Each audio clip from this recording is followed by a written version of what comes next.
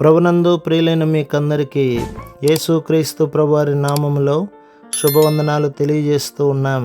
దైవ సేవకులు బ్రదర్ భక్త సింగ్ గారి పరిచర్యలో నుండి అలసిన వాణిని ఓరడించు మాటలు. డిసెంబరు 29. యెహోవా వీరు చూచినట్లు వీరి కండ్లను తెరవమని ప్రార్థన చేయగా యెహోవా వారి కండ్లను తెరవచేసెను.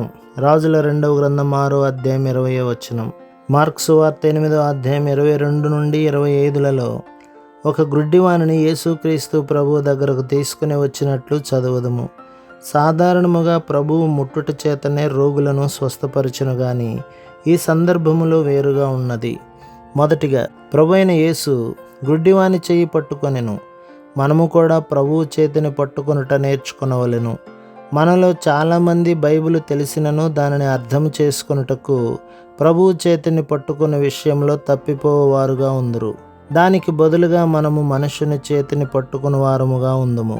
ఆయనను ఎంతకాలము నీ చేతిని పట్టుకొనుటకు నీవు అనుమతించదవో అంతకాలము ప్రతి పరిస్థితిలోనూ ఆయన నిన్ను కాపాడును. రెండవదిగా ప్రభు అయిన యేసు గుడ్డివానిని ఊరి వెలుపలకు నడిపించెను. దీని ద్వారా మనము ఒక ఆత్మీయ పాఠమును నేర్చుకొనవచ్చును. మనము ఆత్మీయమైన గుడ్డితనము నుండి స్వస్థపడవలెనని ఎడల లోక సంబంధమైన స్నేహము సంబంధముల నుండి విడిపించబడు నిమిత్తము ఆయనచే నడిపించబడుటకు అనుమతించవలెను.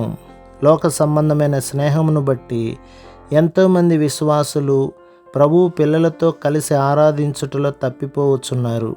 నీకు నష్టమును గుడ్డితనమును కలిగించు సంబంధముల నుండి ఆయన నిన్ను విడిపించును. మూడవదిగా ప్రభువైన యేసు గుడ్డివాని కన్నుల మీద ఉమ్మివేసెను. అనగా ఆయన నిమిత్తము అట్టి నిందను భరించుటకు సిద్ధపడవలెను. మనము ఆత్మీయముగా ఎదగవలెనని ఎడల నిందలను భరించుటకు సిద్ధపడవలెను. మత్తయి సువార్త 10వ అధ్యాయం 24-25 వచనాలు. పేతురు రాసిన మొదటి పత్రిక 4వ అధ్యాయం 14వ వచనం. చాలామంది విశ్వాసులు నిందను భరించుటకు ఇష్టపడక ప్రభువుకు సాక్షార్థముగా ఉండరు. అందువలననే వారు ఆత్మీయముగా గుడ్డివారై సంతోషమును పోగొట్టుకొనెదరు. ఎప్పుడైతే ప్రభు అతనిని ముట్టెనో అతనిలోనికి నూతన జీవము వచ్చినది. అతడు నూతన జీవము పొందినప్పటికీ ప్రభువు తనను నడిపించుట మానలేదు. ప్రభువు నీకేమైనాను కనబడుచున్నదా అని అడిగినప్పుడు మార్కు సువార్త 8వ అధ్యాయం 23వ వచనం. అతడు అవును ప్రభువా, ఎంత అద్భుతము, నాకు కనబడుచున్నది అని జవాబు ఇచ్చి ఉండవచ్చును. కానీ అతనిని ప్రశ్నించక మునిపే అతని దృష్టిని గురించి ప్రభువుకు తెలియను. అయినను అతడు యథార్థముగా ఒప్పుకొనవలెనని ఆయన కోరెను. అతడు ఎంత యథార్థముగా ప్రభువు దగ్గర ఒప్పుకొనెనో ఇక్కడ చూచెదము. నాకు మనుషులు కనబడుచున్నారు, వారు చెట్ల వలె నుండి నడుచుచున్నట్లుగా నాకు కనబడుచున్నారనెను. ఇతడు తన బలహీనతను ప్రభువు దగ్గర ఒప్పుకొనెను. కావున ప్రభువు అతనిని ముట్టి స్పష్టమైన దృష్టిని దయచేసెను. తన నిజస్థితిని ప్రభువు దగ్గర దాచిపెట్టలేదు. అతడు ఎంతో సంతోషపడెను. బహుశా నీవు కూడా గర్వము, దురాశ, కోపము, ఏదైనా అపవిత్రమైన అలవాటు లేక అభ్యాసము, స్నేహము చేత కలవరపడుచుండవచ్చును.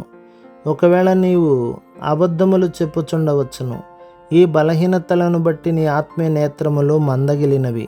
నీ బలహీనతలను, ఓటమిని ప్రభువు దగ్గర ఒప్పుకునే విషయంలో నిర్లక్ష్యముగా ఉండకుము. అందుచేతనే ప్రభువు నీవు అట్లు చేయుటకు వేచి ఉన్నాడు. పిమ్మట ఆయన నిన్ను ముట్టును. ఆయన ప్రేమగల, కృపగల, దయగల దేవుడు. ఆయన నిన్ను మరొకసారి ముట్టి నీకు పరిపూర్ణమైన ఆత్మీయమైన దృష్టిని సమకూర్చును. ప్రభు మిమ్మును, మీ కుటుంబమును, మీ సంఘమును దీవించి ఆశీర్వదించునుగాక. ఆమేన్.